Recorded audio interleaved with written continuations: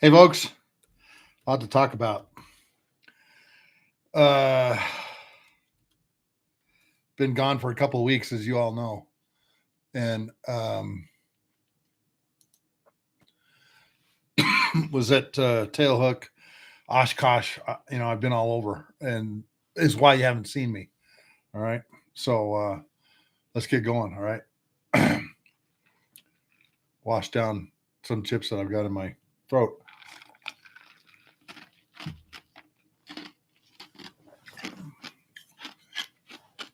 Mm.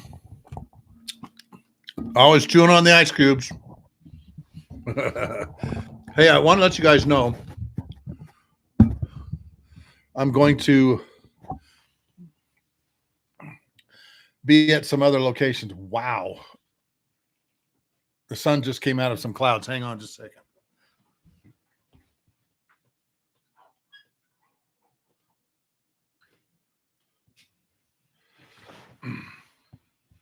We've had really nasty weather here for the last couple of days here in Utah. I'm finally home. Got home Saturday night from Tailhook. Really fascinating Tailhook, which I want to talk about tonight too. Guppy Gilly Suit, welcome back, brother. It's great to have you. I took a lot of notes on one talk that we'll discuss tonight too, because it was really quite fascinating. The Harry S. Truman captain, and good evening to you too, sir, and the Air Wing CAG Captain Leslie Meat Mintz got up, and amazing discussion, folks. And you have to remember, the Harry S. Truman had a number of what I would call challenges during this cruise. Okay, so that's going to be second on our list today, and then we're going to talk about the general vibe that I got from Tailhook, which was really good. If you've not attended one of these things, seriously, you can become a member for I think $45 a year. It costs $40 to register this thing to go to this. It's at the Grand Sierra Resort. But hey, Wayne, how are you? Got my ice cubes to chew on right here, brother.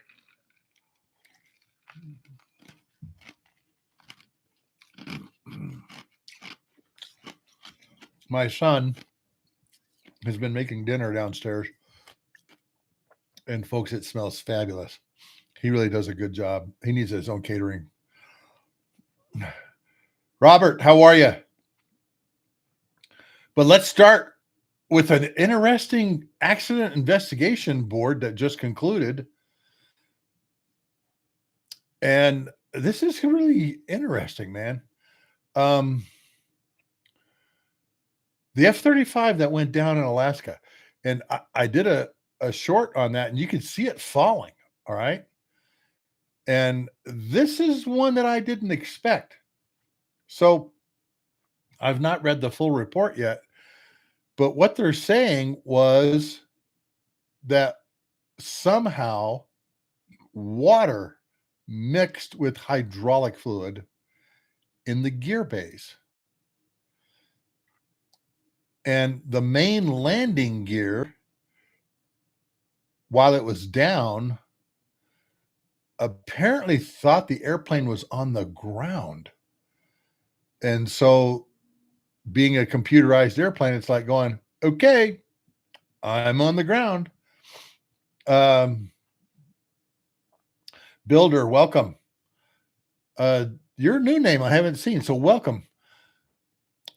Anyway, I'm going to read some more of the report so that Thursday I'll have a lot more for you. Crazy, you know. And folks, a lot of people don't think, oh, it's just water. but water can really screw up things. Remember, we lost a B2 to moisture in the pneumatic system, the pitot pneumatic system in Guam. And you have to understand, I have been out on the ramp at Kadena when it was pouring rain. And I always told my crew chiefs, whenever I went out on the ramp and we had weather coming or something was coming in, I said, look, guys, you do not need to stay on the ramp hooked up. Okay. Do not stay out on the ramp, because obviously we had monster thunderstorms too in the Pacific. But if moisture gets into some of these systems, particularly a system that is so highly computerized and electrified, like the F-35, it'll do some damage. It'll do some real damage. And apparently, that's what happened to this F-35 up in Alaska. And I'm sure all of you have seen the video. If not, go back and look at some of my posts.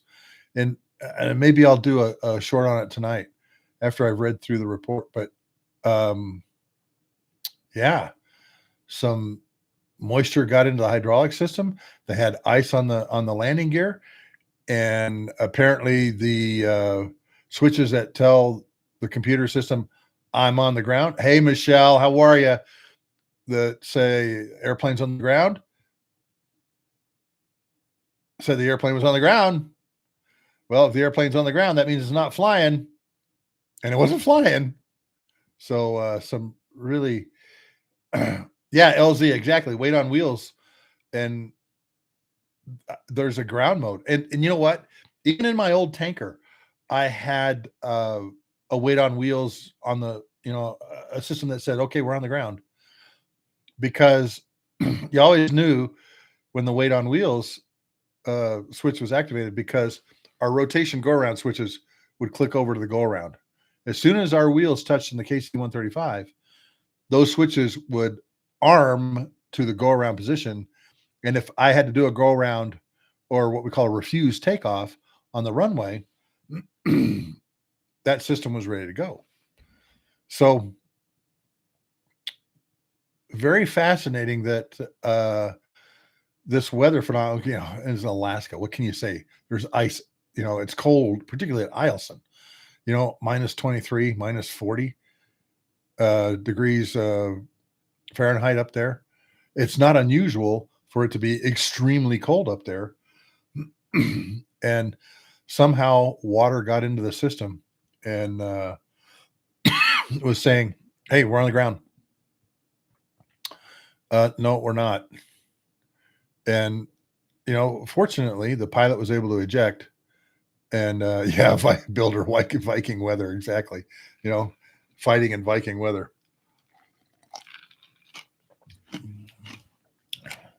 But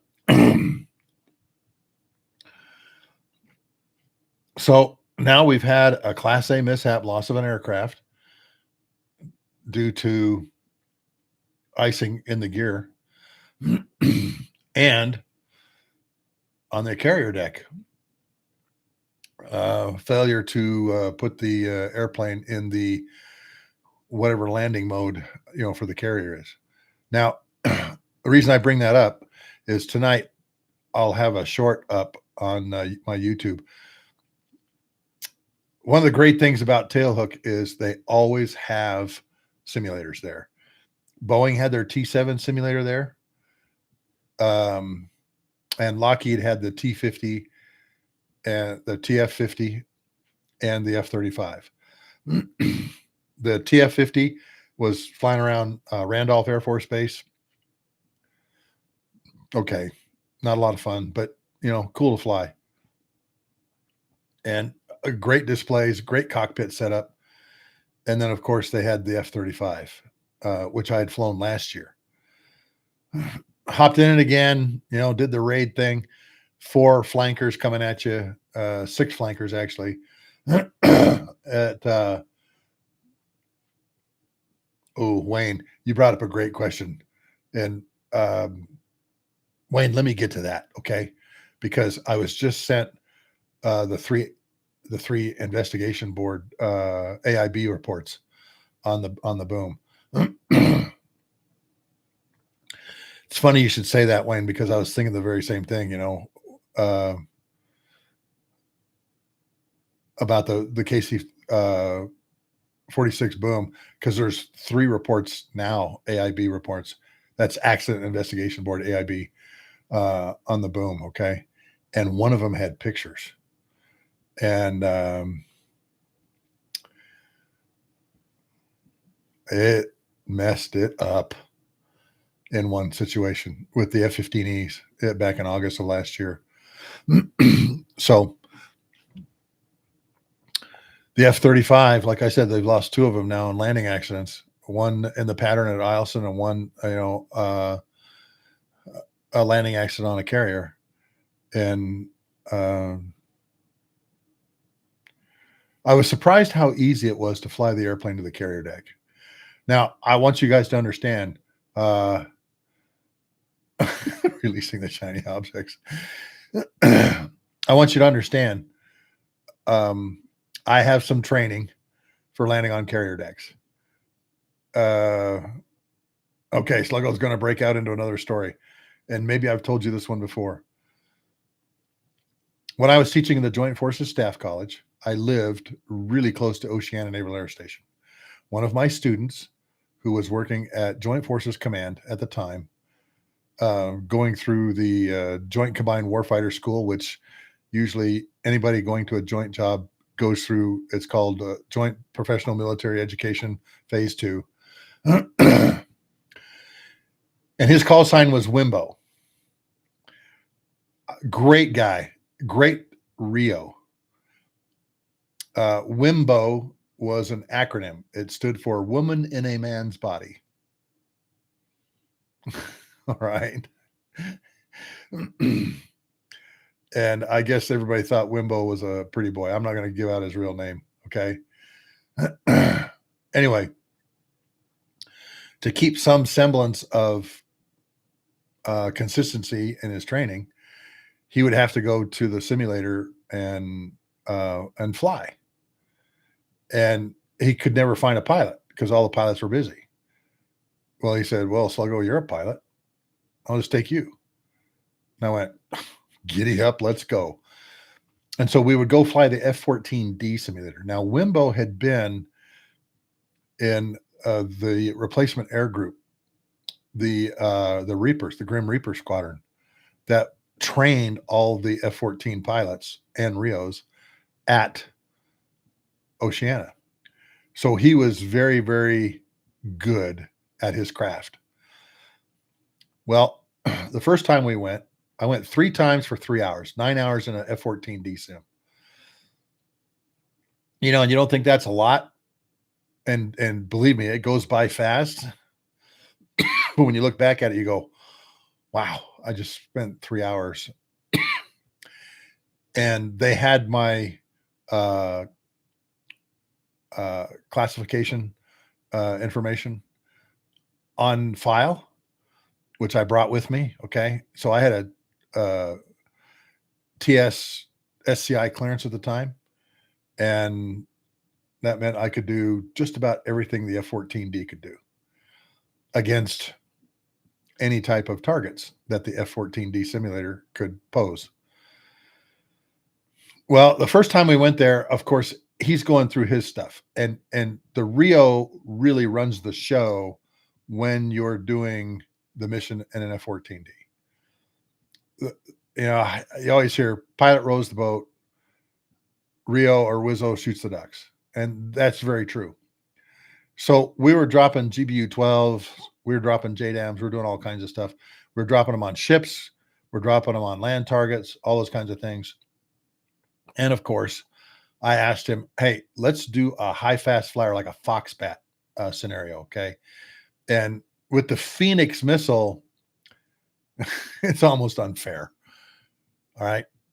A missile that would reach out 90 miles, up to 100,000 feet. And you got to remember the Foxbats, when they're doing what's called the high fast flyer profile, they're in the 40s, high 40s, maybe 50s low 50s, but they're doing like Mach 3. And in order for you to handle that type of fast bullet type of target, different airplanes use different tactics. Well, the F-14 was built with a long range stick, such as the Phoenix missile. So prosecuting a high flyer Foxbat in an F-15 is a different tactic, technique, and procedure than it is in the Tomcat. So that's exactly what I had him do. All right, let's just start shooting Foxbats. And then I thought, let's do floggers too, because they're really, really fast too. But with a Phoenix missile, it was almost unfair, really, because that thing could reach out and go so far. Well, the first 2 hours, we're killing stuff. And I am in the simulator and I have the security clearances to do everything the airplane can do, which was way cool. Turning on the lantern. The first hour and a half, we were defending basically the Chesapeake Bay from the Mongol hordes. And then for about 40 minutes, we were doing ship attacks in Los Angeles Harbor. And we were doing all kinds of different types of ships, which was really cool to see, how they would do that, how they would prosecute these different types of ships, big ships, little ships, fast moving ships, such as patrol boats, things like that. And again, the simulator has all of that information in it, and it's dang accurate. All right. So when you've got all these patrol boats, such as Iranian patrol boats in the Strait of Hormuz, GBU-12 and the gun was how you did it. They had Mark 20 Rockeyes, which is kind of a cluster bomb, but the GBU-12 was the weapon of choice, obviously, right?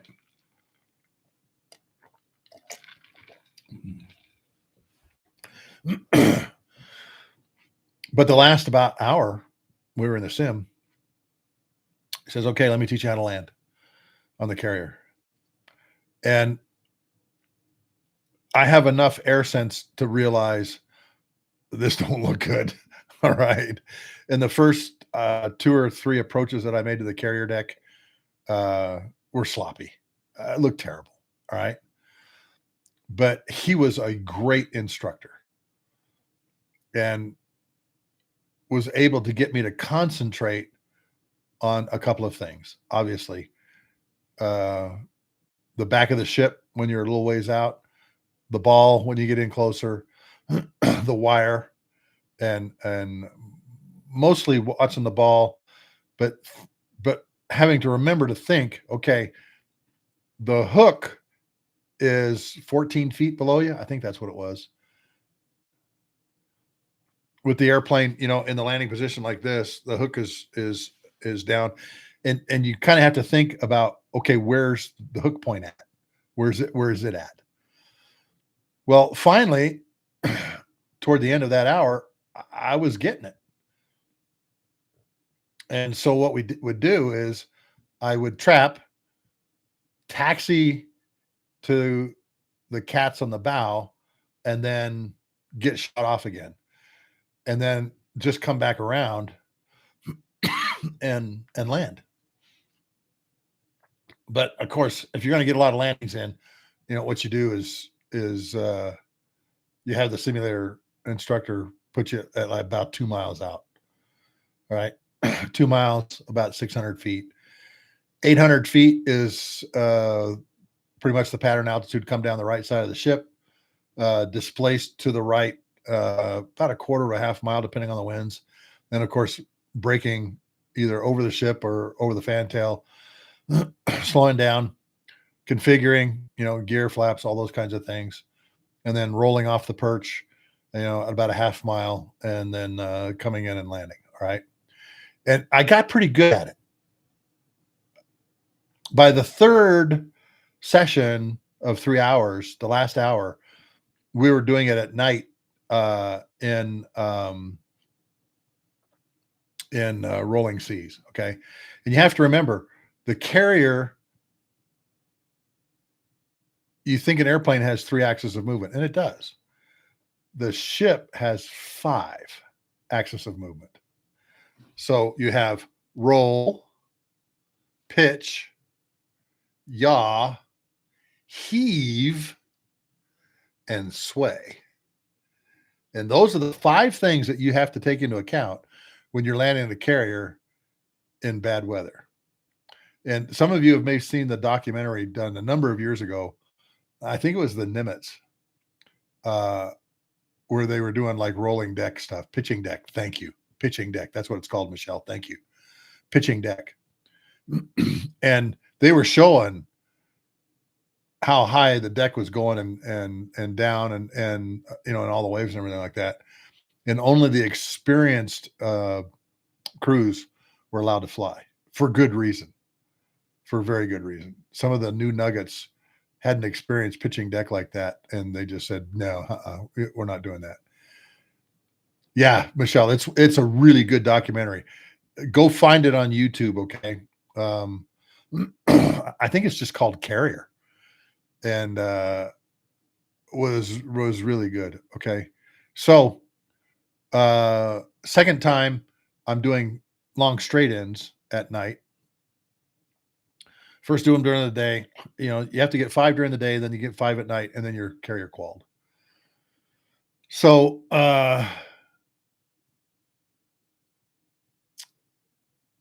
anyway, fast forward now, I'm in the F-35 simulator at Tailhook last week. And of course, it has an auto land system called JPALS, Joint Precision Approach Landing System. And it's got the little, the needles, roll and on glide slope, on center line. And wow. It's really easy when you have a system in the F-35. And again, I'll put this up here in a little bit after we're done. It's about 18 to 20 seconds long. And I've got one that's a lot longer where I'm way out there trying to get into the ship. But this one's 18 to 20 seconds. And it shows you exactly, you put this basic circle kind of on the end of the deck, and literally the airplane will fly right down to it. And it's got a capture function in it too that brings the airplane right to it through data link. That data link was made by Rockwell Collins when I was working there. It was called TTNT, and I can't remember exactly what it stands for, but it was a tactical data link system. And the first time that we had the F-35 landing on the carrier decks using JPALS with our TTNT system in it, it was so precise that it literally, the nose wheel was split by the painted center line on the deck. In other words, the system was so precise, it was bringing one nose wheel down on one side of the landing stripe and one nose wheel down on the other. And a matter of fact, they told us, the Navy said, hey, you've got to put some slop in this thing. And of course we went, wait, what? What do you want slop in this thing for? And they said, here's the problem. And this is a problem I didn't think of. What was happening was the F-35 has the shortest hook distance from belly of the aircraft to the actual hook of any airplane in the Navy inventory right now. And that hook point, which is a big, big piece of metal, was hitting in the same 6 inches in the middle of the deck, about this, in a hole about this big around. And it was taking the anti-skid coating of the deck off because it was landing in the same place. it just wore it down, wore it down, wore it down. So it wasn't there anymore. And you just had metal deck. And they told us, we need you to put some slop in this thing. So it's maybe a foot wide instead of 6 inches wide. Because they were literally having to go out there. And I guess they have some system. If any of you know what it is, put in the chat, that lays down this anti-skid coating on the carrier deck. But literally, the hook point of the aircraft was hitting, the F-35 hook point was hitting in the same 6 inches every time it landed using this JPALS/TTNT system. And they showed us the very first carrier landing by an F-35, and they showed it from the little camera that's in the deck. And so you see it land in the wires, it takes a wire and everything, and then it goes by that little camera, and literally that camera was going right between the nose wheels every time. So I flew several approaches with the F-30 in the F-35 sim, and I thought it was very interesting. Across the 3-wire, which is your goal, get a 3-wire. They had a yellow stripe that was presented in the simulator just to kind of show you where you're at. But I was able to land every time. And of course, you have to remember the ship is going this way, but the deck is angled this way. And so you're constantly have to go, kind of like this to kind of stay lined up. Yeah, fat Amy. Yeah, making her mark on the deck big time, Wayne. And then the other scenario that I did too was the raid scenario, which is always fun. Okay. You have 4 flankers coming at you.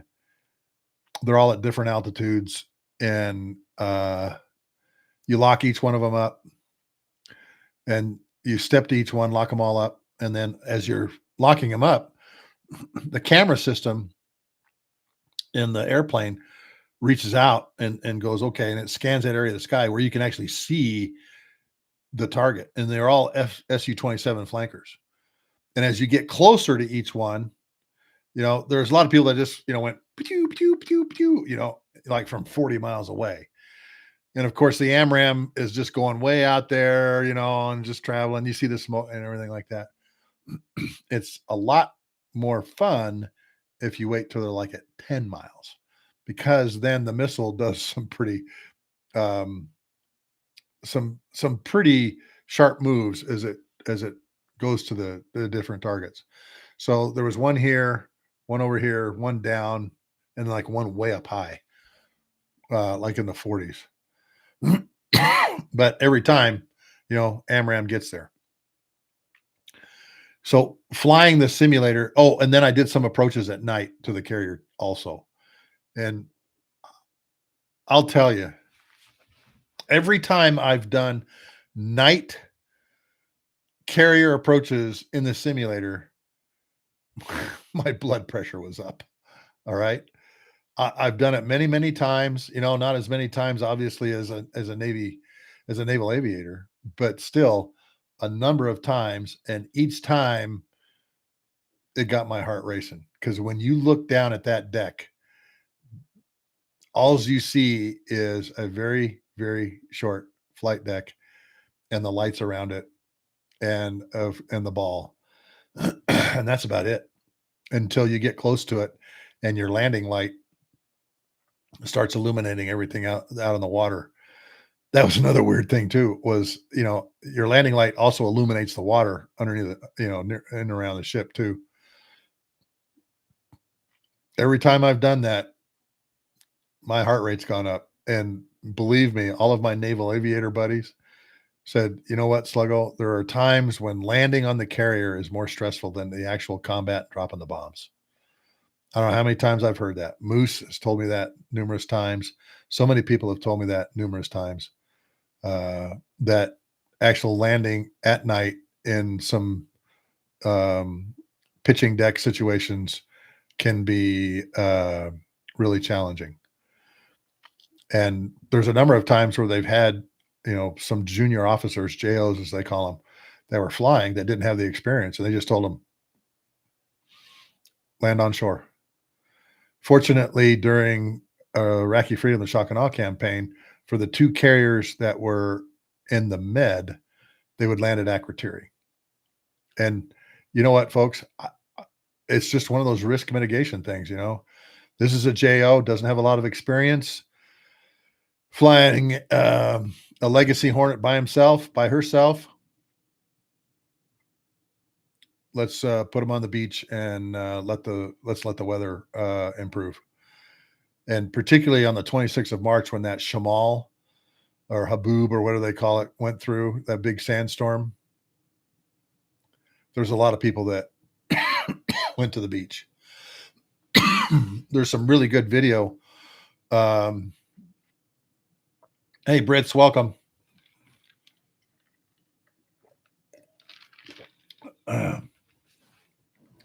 There's some really good video from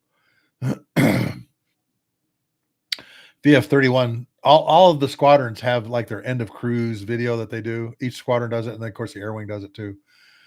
I have the end of cruise video from VF-31 Tomcatters from OIF, and wow. They showed the landing in that storm, and you have to remember that storm moved through and there was weather behind it, so they got a huge rainstorm, thunderstorms, and there's some incredible pictures of the lightning that followed behind that storm and also in that storm. So not only are you trying to put the jet down, you've got all this static electricity around you making your hair stand up on the back of your neck, and you're trying to land the jet with about a half mile to make your decision. A half mile from the end of the carrier deck is where they were picking it up. You're still coming down at about 700 to 800 feet per minute. I mean, excuse me. Yeah, no pressure. I apologize for coughing here a little bit. I had some, there's this jalapeno ranch dip you can get here in Utah from this thing called Salsa Queen. And I had some chips, and apparently some of those chips have not made it down all the way yet.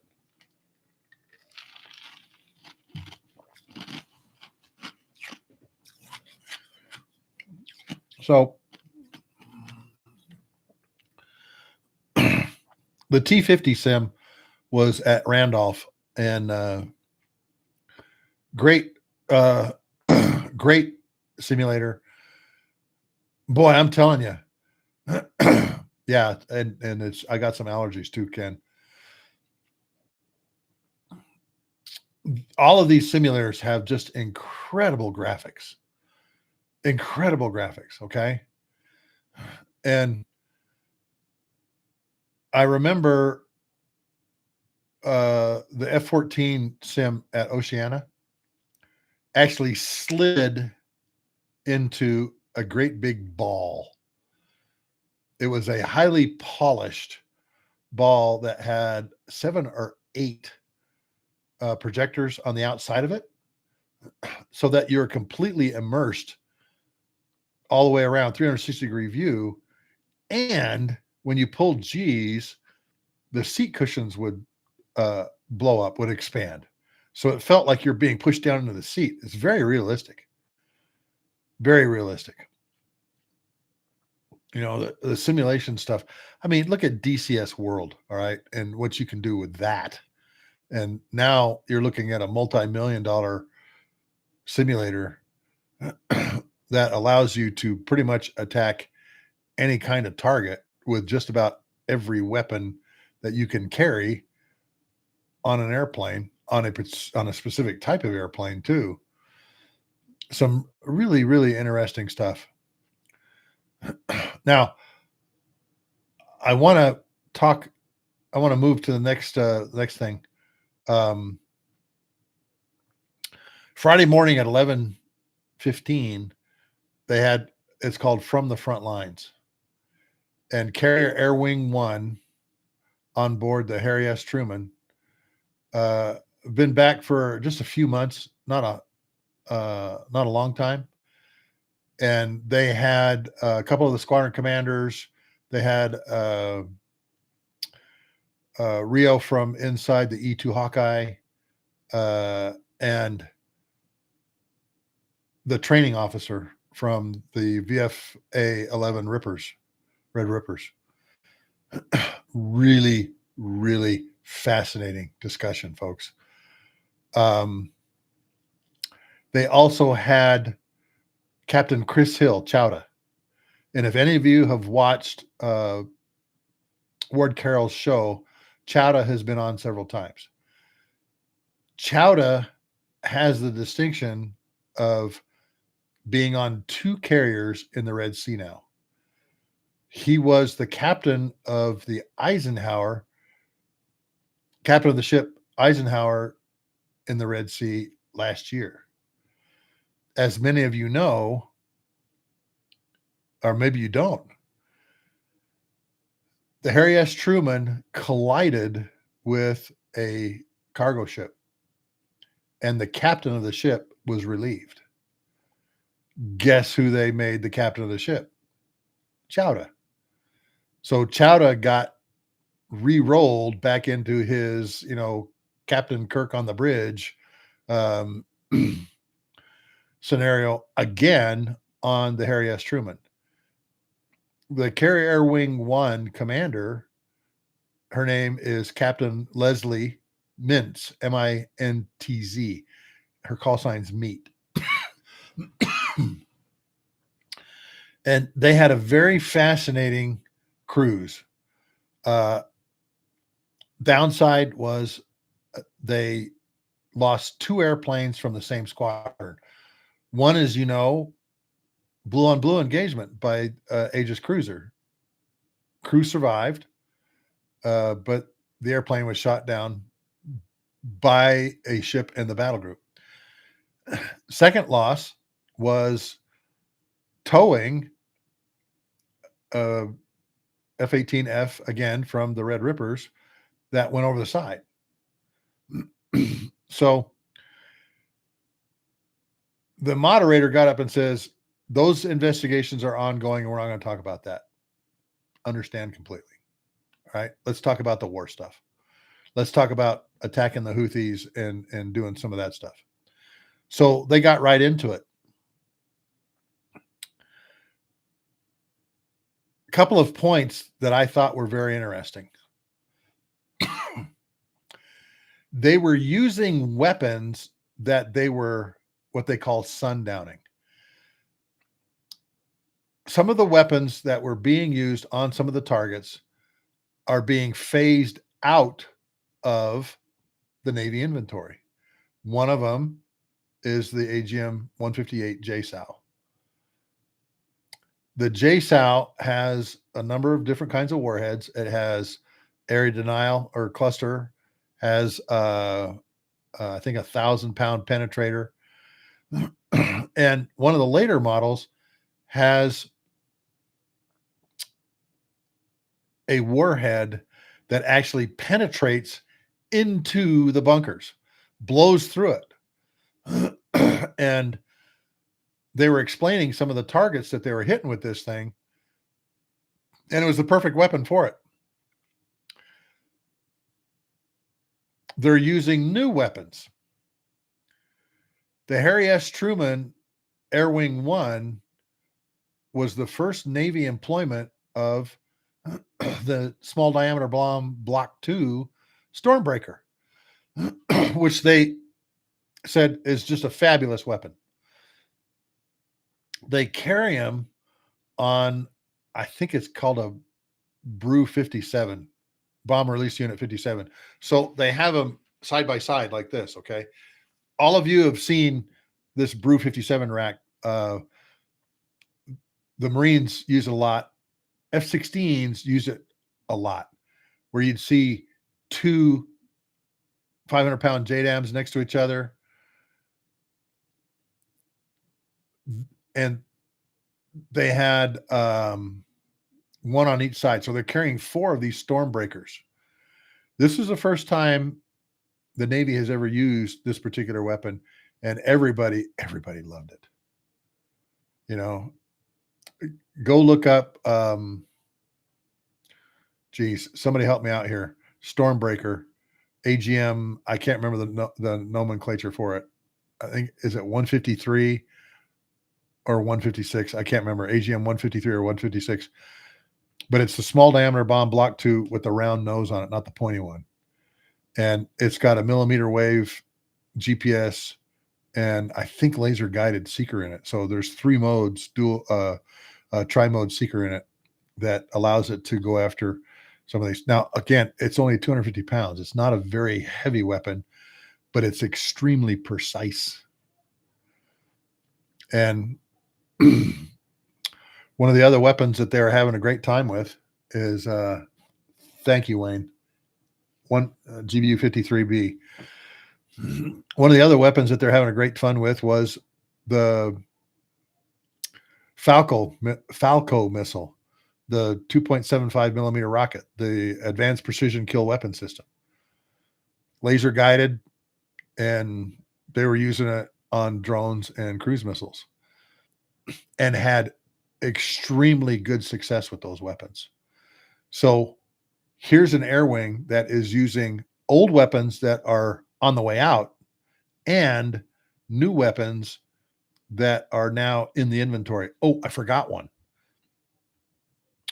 AGM 88G is the Advanced Anti-Radiation Guided Missile. It's the follow-on of HARM, but it doesn't look like HARM. And I've got some good video of it because Northrop Grumman had them on display. And there's another one. Again, Wayne, help me out here. It's a version of it. It's called SIAW. And they told me the name, and I can't remember what it stands for, but it's like basically another guided missile that they can use for ground targets. All right. It was capital S, lowercase I, capital A, capital W. And like I said, I can't remember the name. I'll have to look it up. But what they were saying was the Prowlers, the Growlers, the E-18G Growlers are using this thing a lot. And they're very, very pleased with how ARGM ER, extended range, is the ER portion, is doing. The Houthis were getting SAM radars from somewhere. And what they were saying was they had a centerline jammer. The inboard pylons were 2 tanks. The middle pylons were ARGM. And again, ARGM's a pretty good sized missile. They can parent mount it right onto the pylon. They don't have to have a launch adapter unit like they do for the HARM. And then, of course, on the outboards, they were carrying AMRAAM. And I got to talk to the current squadron commander of VAQ 130, the Zappers. And I had been looking for somebody from that group because they had 2 drone kills last year when the Eisenhower was in the Red Sea. Come to find out, it was the same guy, the same pilot, the same crew. And the squadron commander, here comes another story. The squadron commander, his call sign's Patty. And I asked him, I said, hey, I really, really want to know the story behind these drone kills. And he goes, oh, man, that lucky dude. And I said, wait, what? I said, yeah, same guy got them both. One during the day, one at night. I said, "You're kidding me." He goes, "Tell me the story." And he says, Sluggo, it was the strangest thing. The skipper at that time, I was the XO, we were down in the radio room kind of discussing what was going on, and the battle group admiral and the CAG, yeah, that's it. That's it, Wayne. What does SIAW stand for, though, Wayne? That's what I was trying to find out. They come down in the radio room, and the battle group admiral and the CAG go, "Are you guys watching what's going on?" And they're like going, "No, why should we be?" "Oh yeah, you need to turn this up, okay?" And of course, they can get the feed from the E2 Hawkeyes and all the radars right there in the ready rooms. Well, what was happening was one of these drones, closest airplane, was one of the Growlers, and it was carrying air-to-air weaponry. And so they were carrying two AIM 120s on the fuselage stations. Obviously, they don't need the targeting pod. Centerline was a jamming pod, two wing tanks, ARGM on the middle stations, and then again, AMRAAMs on the outboard wing stations.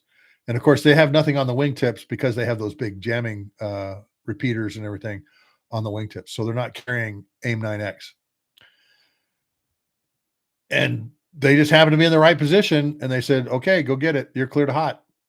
And he went in there, crew went in there, and blew that sucker away with an AMRAAM shot. Now, cost effective? Probably not. All right. You're talking about, a drone or a cruise missile. All right. But they were at the right place at the right time.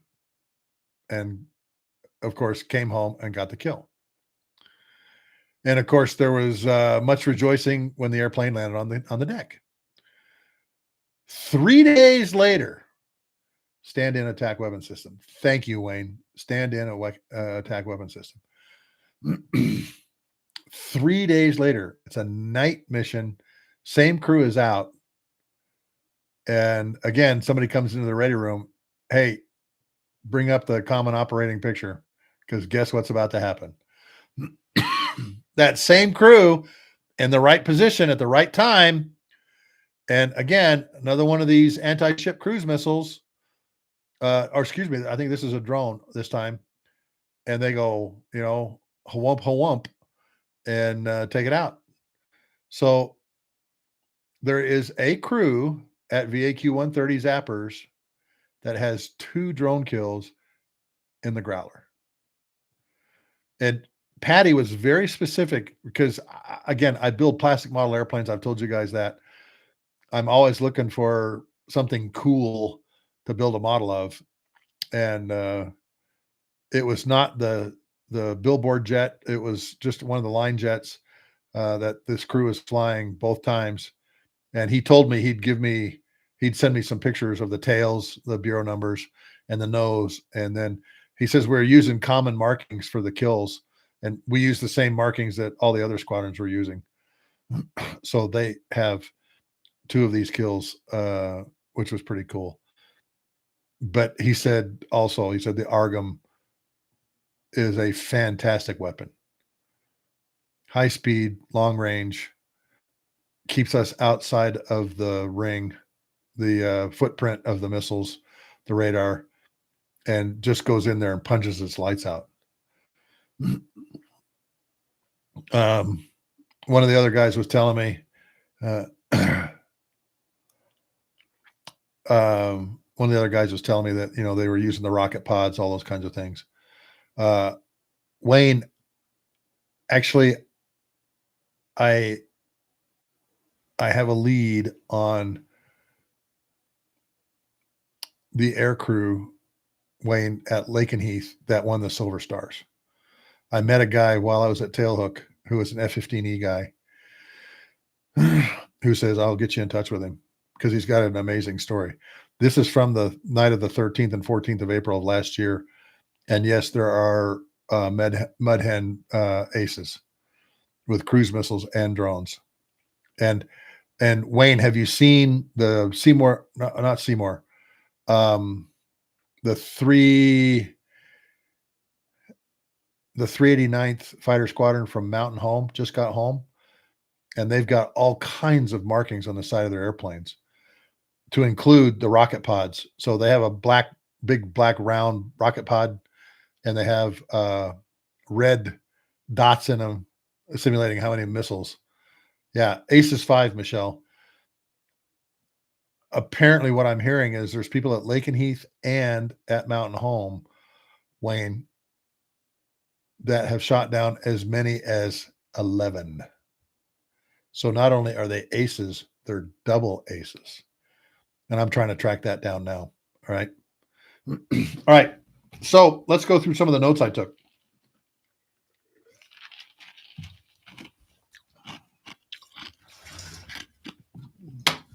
Just like that stale cracker guy. While we wait, we hydrate.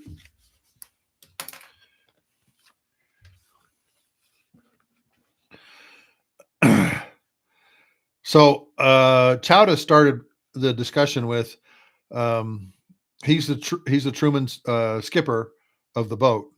Says Ike threat was largely drones. Most of them had 40-pound warheads. And you think about that, you know what? That's a pretty good sized warhead, actually. On the 9th of March of this year, they had a 30 drone swarm that came at them. A couple anti-ship cruise missiles, and during that night. Now, you have to remember, back last year when the Eisenhower was out, the Houthis said, "Oh, we killed the Eisenhower and sunk it." Remember that? Well, the Houthis were saying the same thing about Truman too. You know, we hit the ship.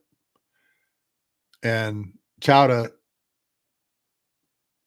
emphasized no missile ever came near us, ever. Okay. He said they did 7 large force strikes, what we call deliberate strikes. Okay. You have deliberate, which is pre planned. You have dynamic, which are, we used to call them time sensitive targets. Okay. Anthony, welcome. Welcome to virtual bar night here. But on the Eisenhower, he says we had a restrictive ROE last year.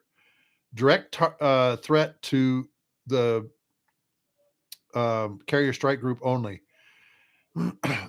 That was the only time that they could actually engage a Houthi target, was when they felt the carrier strike group was in danger. Truman, completely different. They could go after some of these targets in deliberate strikes. Okay. They did what was called Operation Rough Rider. And I'm going to look up some more about Rough Rider and see what it says. But here's the crazy thing about this. Okay. The E2 Hawkeyes, the E2Ds off of the Truman, were flying for 22 hours every day. And I went, wait, what? They had radar coverage from the E2 Hawkeyes for 22 hours a day for 50 days, the 50 days that they were in the Red Sea. That's a lot of flying time, folks. All right. And you have to remember the launch and recovery schedule of the carrier. You have to fit that in there. All right. And hey, Gwendolyn, welcome. Welcome back. I don't know if their E2D Hawkeyes are air refuelable. I am going to find that. Okay. Find that out. All right. I think they are. But yeah, the E2 Hawkeyes were flying 22-hour coverage. Okay.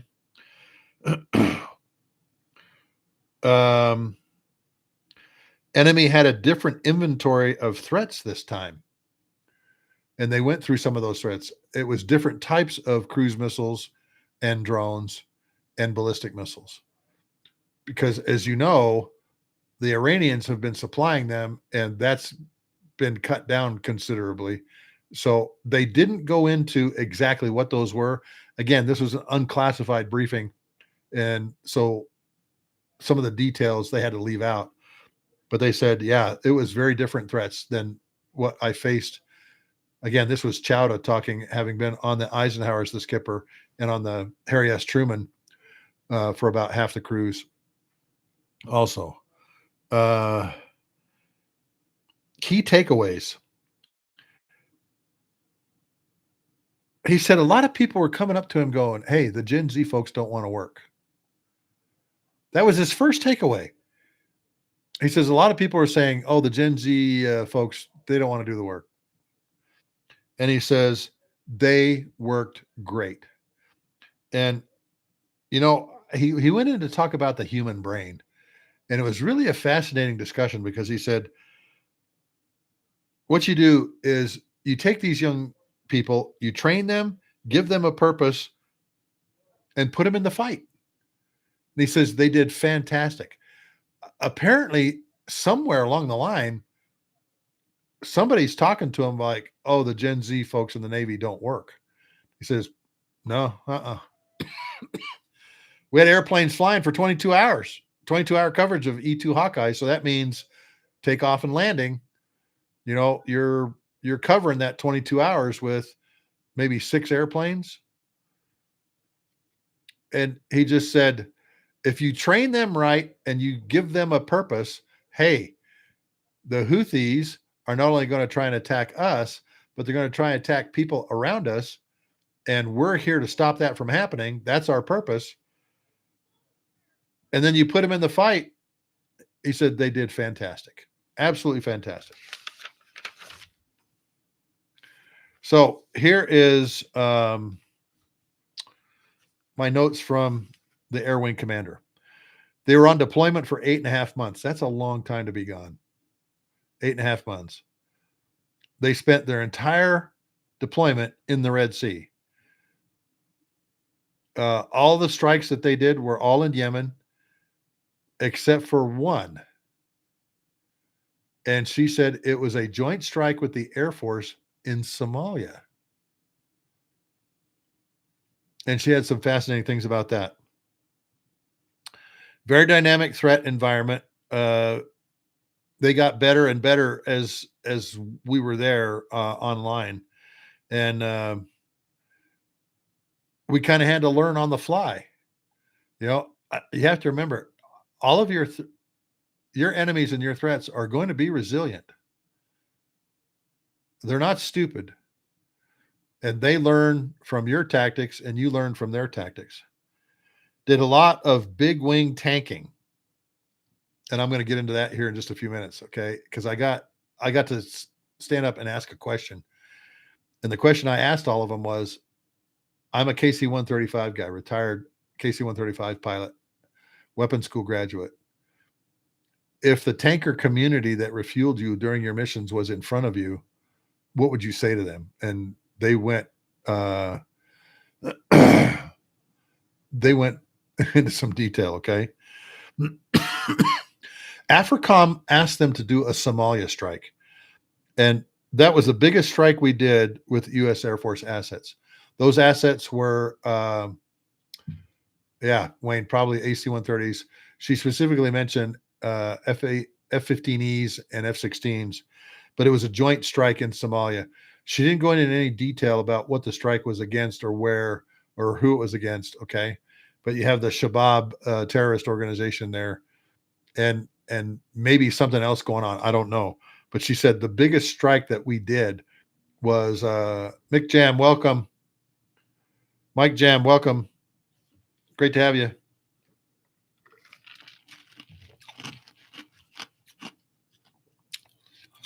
She said the most intense mission planning session that they did on the ship was when they did the joint strike. Because think about this. You have to deconflict the targets, deconflict the airplanes, all the air refueling, get all of the going in to the target area, coming out of the target area, what they call return to forces, so that they don't shoot another airplane down. There's a lot that goes on when you're doing a joint strike like this. And of course, timing and altitude deconfliction is the biggest key. And the tanking. Those are your three biggest things you've got to think about. Okay. Timing, altitude, and tanking. Airstrike on Somalia. Also talked about the helos on the carrier, the HSC squadron helos picking up 4 crew members out of the water. Kincaid, welcome. How you doing, sir? I mentioned to you already they lost 2 airplanes. All right.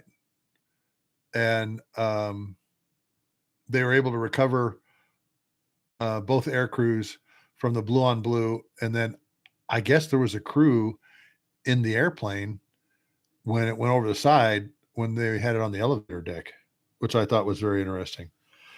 She said, oh, that's the one thing I want to get into. The relentless pace was a challenge. She talked about all the challenges that she had as an air wing commander. She says the relentless pace, fatigue, nowhere to hide from fatigue. And last year, a gentleman talked about the fatigue also. They have different rules than the Air Force does on crew rest. And sometimes you just got to get the mission done. All right. And that's one of the things I'll talk about when I get into the tanking thing, about how tankers actually impacted their scheduling, which I'd never heard before. She called it a shared trauma. The fatigue was a shared trauma. And last year, the Air Wing commander and the battle group commander talked about, if you train them properly and you give them systems and procedures to help them get through the fatigue, then you've mitigated part of the risk. And they trained relentlessly on a lot of this stuff because they had brand new pilots and Wizzos coming right out of the replacement air groups. And this was their first time on an aircraft carrier deployed. And you're like going, wow. All right. She said there was nothing that replaced this. Seeing the smiles on these junior officers who were coming back after dropping live weapons on real targets. She said, seeing their motivation, their smiles, their elation at being on the carrier and dropping for the very first time was absolutely one of the highlights of her tour as on the carrier. Okay. The smiles on the JOs after they're dropping live is what I wrote down here. See the JOs drop live bombs on bad guys' heads and return with smiles on their faces. Just really good stuff. Okay. Bo, this guy is the CO of the Rippers. Specific highlights: skill set across the air wing improved exponentially as they continued in this relentless pace. He said by the end of the 50 days that we were on the line, the first 50-day period, he said all of the crews were very consistent, very well trained, and could make really good decisions in the cockpit.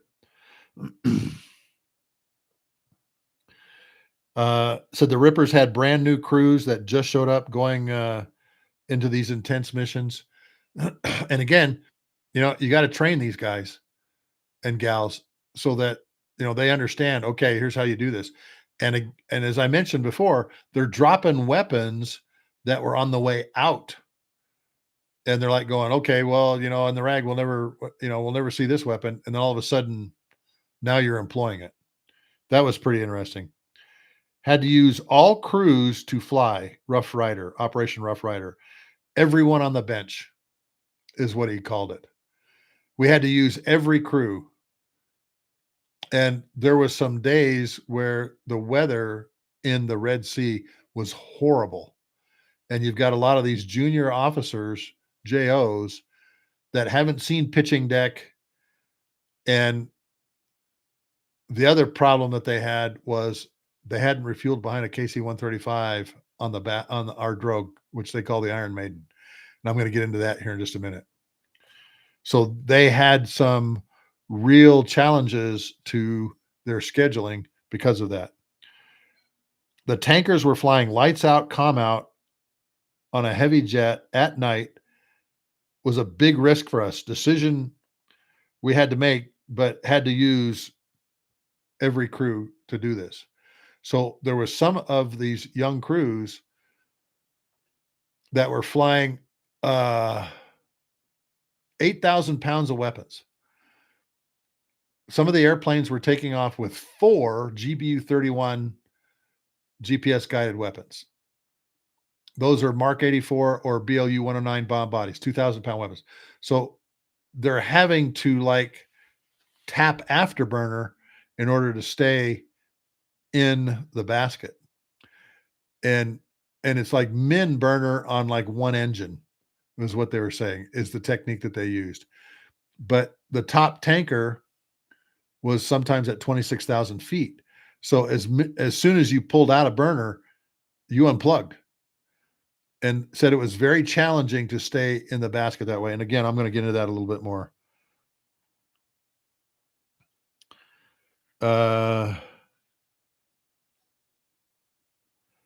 Yeah, she said I had a lot of JOs that had never done any big wing tanking behind a KC-46 or a KC-135.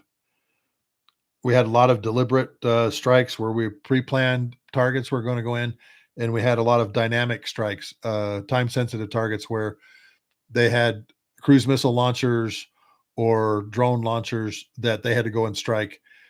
And that meant they had to have constant watch over a wide area of Yemen, which meant, drones are flying. And of course, they're monitoring the electromagnetic spectrum for radar, comm, all those kinds of things.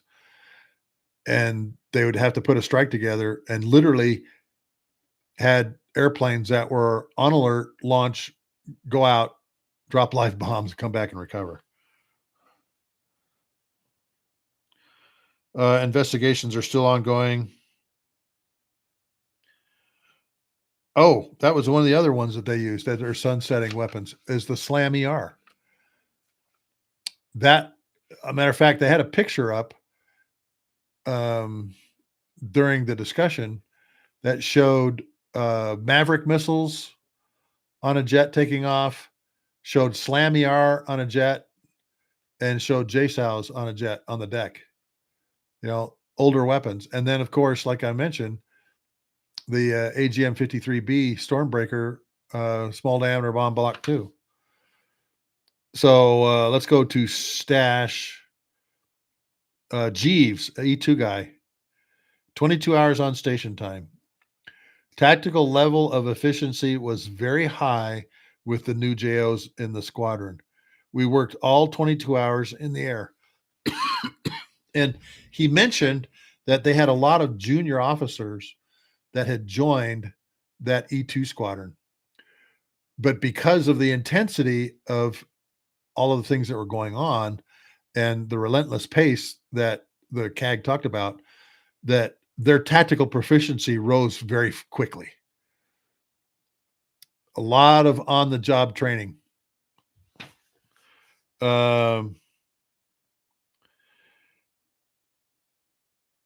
This guy, his call sign was Blunderbuss, and he was the training officer on the Harry S. Truman.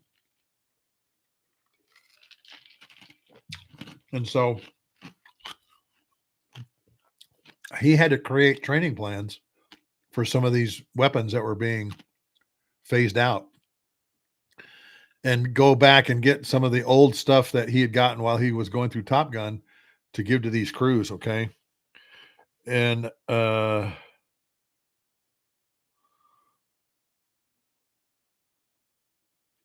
he said some of the junior officers were actually showing up to the ship that didn't have mission qual in some of the areas that we wanted them to have it. So they actually had to do certain mission qual things on the ship. He didn't elaborate what those things are, but I'd be willing to bet it was weapons employment with some of these older type weapons that they had.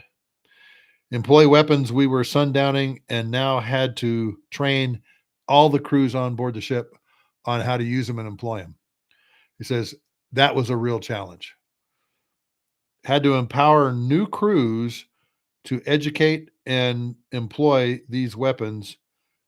And we were employing a lot of different kinds of weapons. And so when he created these training programs, he says, I just got to empower these guys and just tell them, you've got to have this stuff done before you go and employ the weapon, obviously.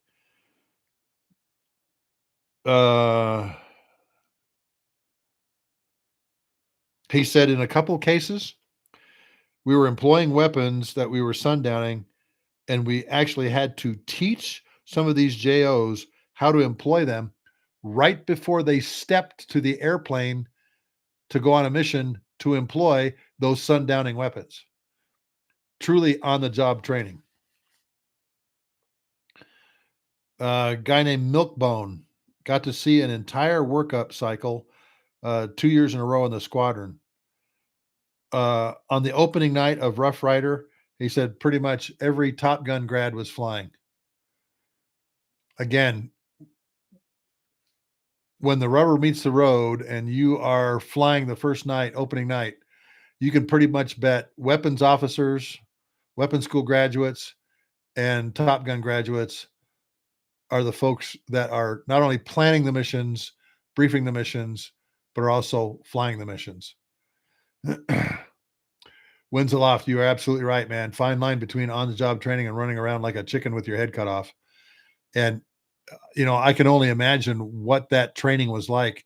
Here I am, a new junior officer, never dropped a live weapon in my entire career, which is only maybe 3 years at this point, going through pilot training, going through upgrade into the fighter, and then having to go out and employ this weapon that you were told back at training, you'll never see this weapon.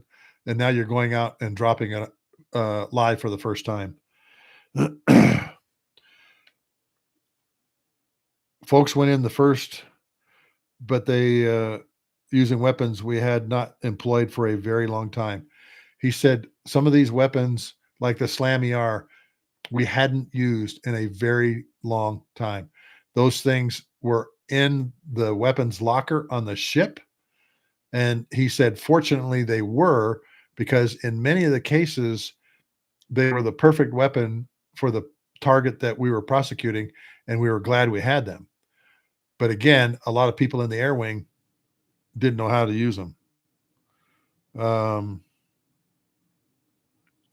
He says one thing that we did that we really enjoyed was, obviously, I mentioned some of these junior officers dropping weapons and for the very first time on real targets, real bombs on real targets. And of course, the joy on their faces. Well, they wanted to share that. And what they would do is they go down into the ordnance folks area, the Ordies locker, and they would share the videos. They would say, hey, look, you guys just loaded these weapons on these airplanes, and here's what we just did with them. And explain to them, hey, here's the target, here's the situation, and here's what we did with it. He said, man, the Ordie guys just absolutely were pumped when they got to see, hey, all of our blood and sweat and tears for loading these weapons on these airplanes they got to see what they were doing with those weapons. And he said it was a great motivational thing for them. Great motivational thing for them. Okay. One of the guys in VFA 136 says, I use new weapons I hadn't even heard of. Think about that for a second. Using weapons he'd never even heard of. And again, these are some of those things that they're trying.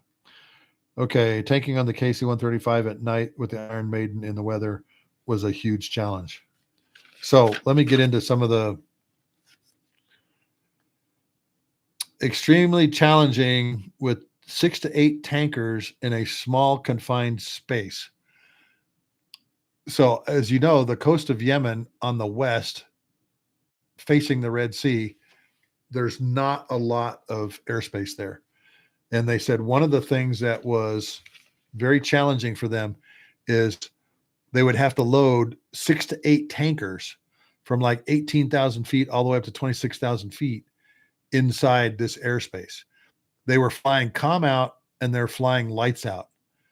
And I asked, why did you do that? Why did you tell everybody to turn your lights off? He says, because we knew that the Houthis could see us. We knew that even though we were on the other side of the Red Sea up against the Africa coastline, that the Houthis could still see us. And so we did it as a force protection measure. We did it comm out and we did it lights out. Now, when you do that kind of tanking, you really, really have to have your procedures down.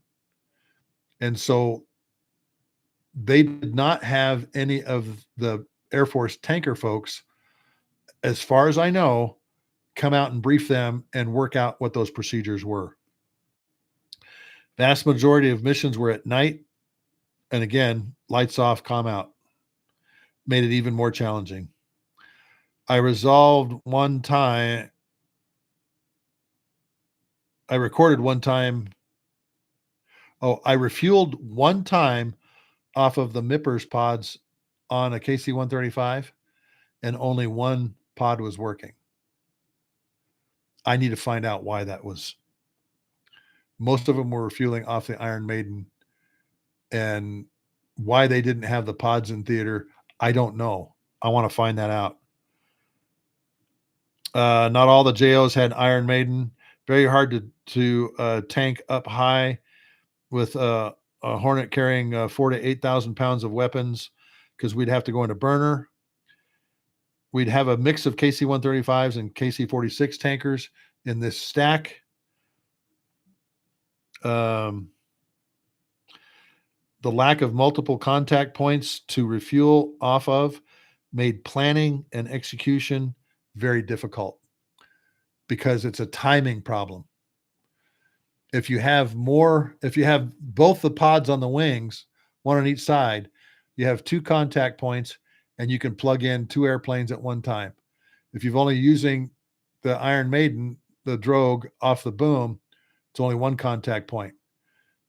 That means you have to start earlier to get everybody refueled, which means that the Houthis potentially are watching you longer, knowing you're coming. You're kind of telegraphing your punch. Do you know what I mean? Do you understand what I'm saying here? Okay. Let's see what else. He said, refueling during dynamic targeting was very challenging, because dynamic targeting means you're going after some time sensitive target that just showed up, and sometimes you'd be called off. And that meant, okay, well, we go to the tanker and wait for the situation to form up. And again, you've got this 6 to 8 tanker stack, and you've got JOs at night, first time on the Iron Maiden.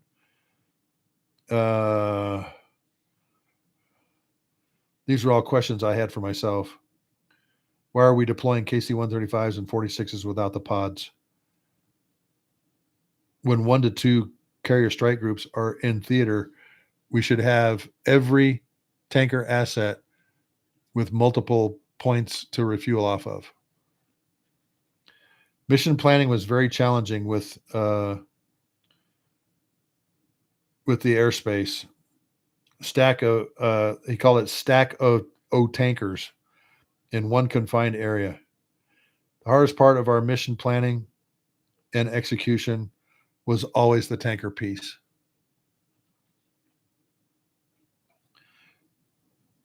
Sometimes we only had the Iron Maiden and again, dynamic targeting. You'd have some airplanes up there that are like, we got to get on right now, get our gas and go hit this target, which was tough.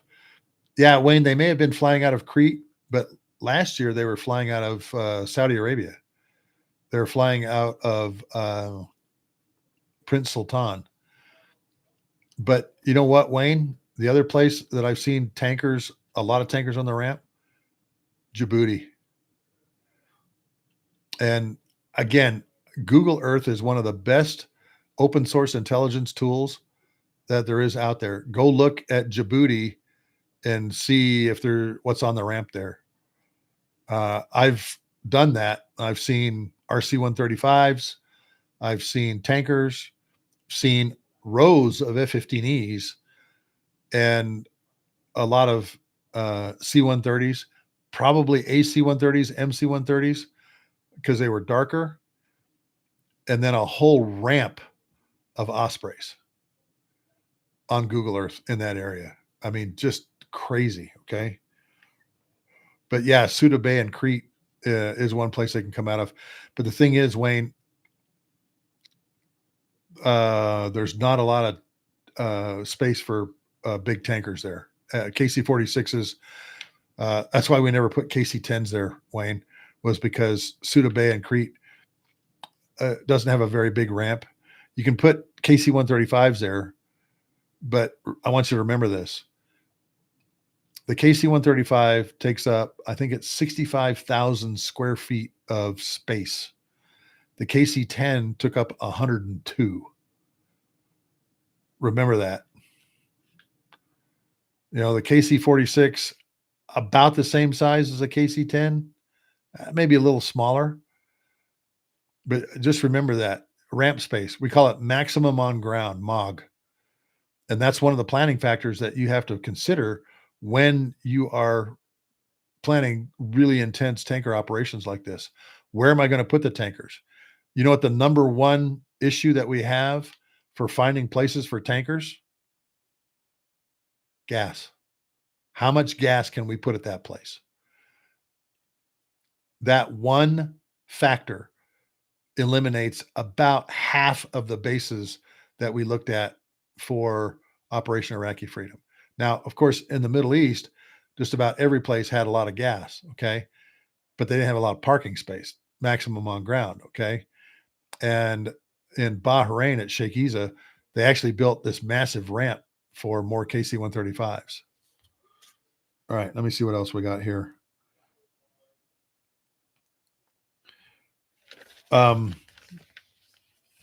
Chowda, I got to talk to him afterward, and this is what he told me. He says, "Sluggo, we couldn't have done it without you guys, but you were our most challenging planning issue. We couldn't have done any of this stuff without big wing tankers, Air Force tankers, okay? But at the same time, our most challenging issue was figuring out the tanking."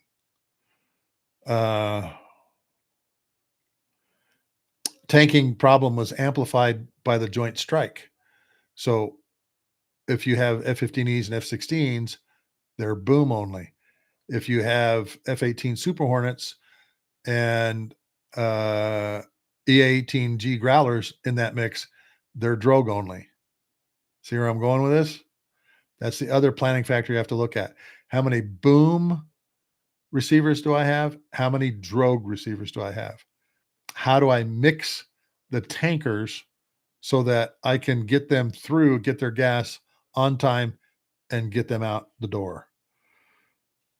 I wrote myself a note here. Why were all the air refueling pods at home, the basket pods at home? Harry S. Truman, CAG 1 leadership said we could not do this without big wing tankers. But at the same time, big wing Iron Maiden created planning issues because so many of the JOs had no Iron Maiden experience. They actually had to take some of these junior officers off the schedule because of tanking at night in some crappy weather, meaning they had to take some of the more experienced people and fly them more, which caused fatigue, obviously, to go up in some of your crew members. Get what I'm saying here? Now, over a period of time, maybe those JOs all got proficient at tanking off the Iron Maiden. But a couple of these guys and the Air Wing commander told me we had to pull people off the schedule because they were fairly new to the squadron, were using weapons that they'd never heard of, and they were going to night tank in some pretty inclement weather on the Iron Maiden. And we just said, we can't accept the risk. It's too risky to put them on the schedule. And fatigue and some of our more experienced crews went up because they had to fly more. And they accepted that. But again, you're flying tired. And folks, I have flown tired. I had a period of about a week and a half during Desert Storm where we were flying twice a day. And finally, a flight surgeon that flew with us on a mission went to our leadership and said, they need to be taken off the schedule for 48 hours. All right. And we were exhausted. All right. We're doing what we're supposed to do. And fortunately, we were one of those highly trained crews, but I know what that fatigue is like. And we didn't fly for 48 hours. Okay. I slept for 17 of them. Matter of fact, here's a funny story. I was so exhausted because I was doing planning as well as flying missions during Desert Storm at Jeddah. And now, I'm concentrating on the flying piece, and we're one of the more experienced crews, and we're flying missions. Literally, we're being told, Slogo, we don't have a cell lead, scheduling screwed up. We don't have a qualified cell leader for this mission, and your crew is it. So come in off of strip alert and brief and go fly this mission. And you do it, okay? But there's portions of the mission, particularly when you're coming back to the base, where you're drowsy. You're driving drowsy. And my crew was wondering if I had passed out because they came in and I was sleeping on my right side. They shook me because I'd been asleep for about 12 hours. They shook me to see if I'd wake up, and I didn't. And so my crew started stacking cans of Campbell's soup on my shoulder, on my arm, on my hip, on my thigh, on my calf. And Kevin, my nav, says, you didn't move the whole time. You did not move the whole time we were doing that. We were making some noise, and you still didn't wake up. And I didn't take a pill. I didn't take a no-go pill. I was that tired. So I know what this kind of fatigue, Wayne, I have that picture somewhere. I think I do. But they literally said we stacked Campbell's soup cans, like 5 of them on you, and you didn't budge the whole time we did it. You didn't even flinch. And we were thinking, man, is he alive? They said, we could see your chest going up and down, heaving and hoeing. And We knew that you were breathing, but we didn't know you were that exhausted. And I was. And so when you're flying like this, that fatigued, you have to go back to the basics: checklist discipline, crew coordination. You have to know your procedures for flying the airplane. All from pre-flight all the way through engine shutdown, and know I'm cold. Okay. So, hey, Yui, welcome back. All right. Guys are always the same, Michelle.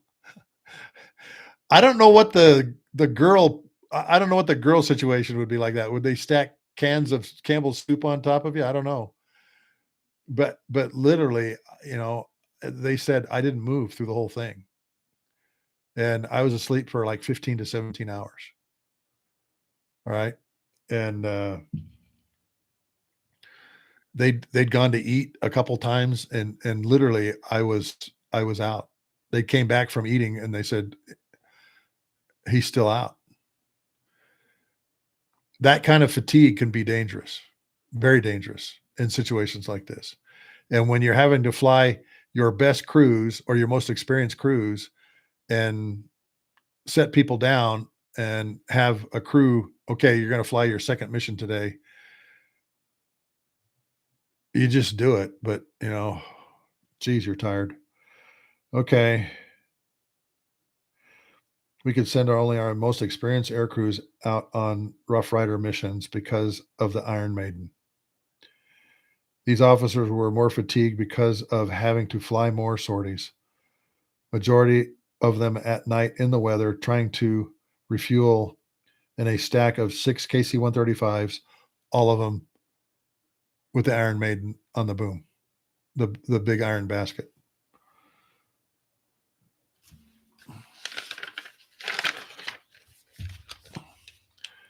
I've already talked about the dynamic targeting stuff. They said sometimes everyone was on the tanker all at once, which made for some interesting movement of airplanes. Many of the dynamic targets they were going after, time sensitive targets, were mobile targets. And so when they moved, they kind of had to start their targeting cycle back over just to make sure, they didn't hit something they weren't supposed to. They didn't bomb on something they weren't supposed to. One of the guys said the loose rules of engagement allowed us to strike more targets with all the different types of weapons that we had. Again, the Eisenhower last year, more restrictive ROE because they were told only if it endangers the carrier strike group could they go after something. Harry S. Truman, they were told anything that threatens commerce in the Red Sea, go after. And I think Captain Mintz or Captain Hill, I can't remember which one, said that there was a time period of about 12 days where there was absolutely, I think it was 12 days, may have been longer, where there were no cruise missile launches, drone launches, or ballistic missile launches because we'd gone in and taken them all out. So I guess it took, 12 to 14 days to resupply. Okay. Yeah. We check your damn pulse. Well, they saw me breathing, Michelle. So they said, okay, he must still be alive.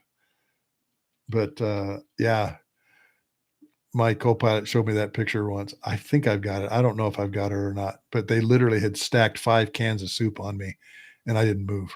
That's how tired I was. Oh, and you know what?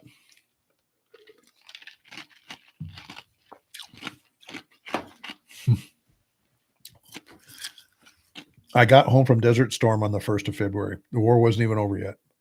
Got back to Okinawa. We flew from Jeddah to Utapao, Thailand.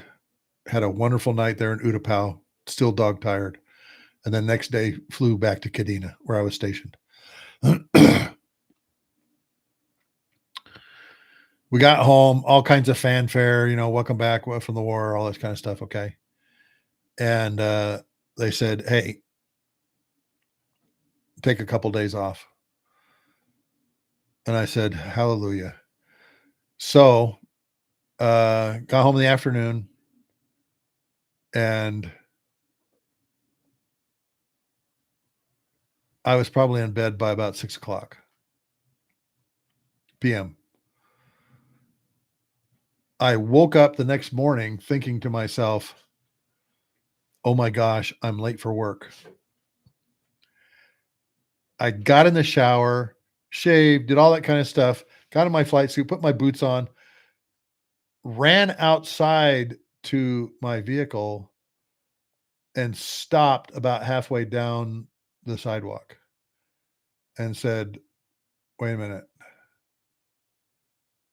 sun's in the wrong place. Sun's behind me, not in front of me. And I realized, again, I had slept from 6:00 p.m. until about 7:00 the next night. Sound asleep. I had gotten up, got outside, realized I slept from evening to evening. Again, I was so tired, so fatigued.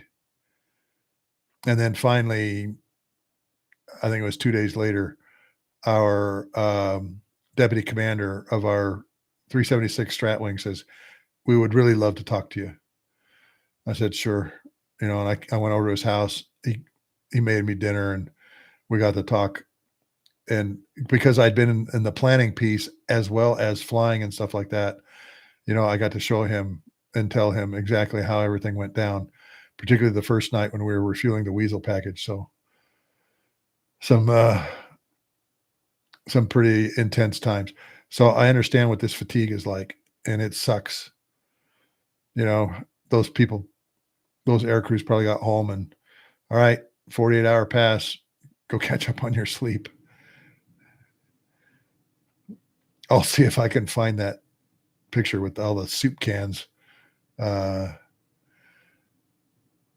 down my side. Okay.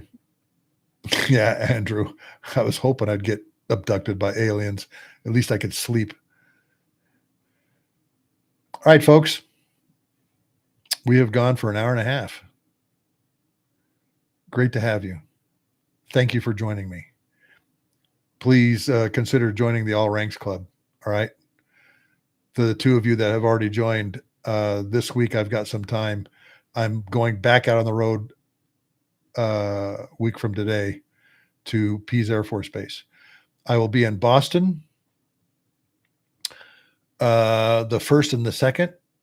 I'm attending a concert with my son. My wife and I are flying back and really looking forward to that. And then I will be at the Pease Air Force Base open house with the Blue Angels, the 6th and 7th. Okay. I will be at Andrews Air Force Base next month for their air show. I will be at the Military Influencers Conference in Atlanta at the end of September. So that's what my September looks like.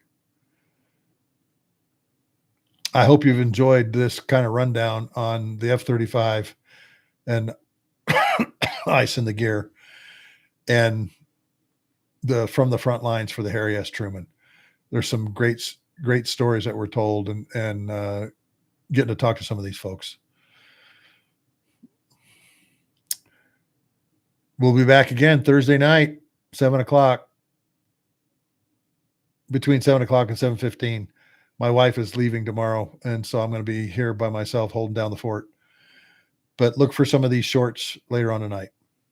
All right, folks. Thanks for joining. It's great to see all of you again. Sluggo out here.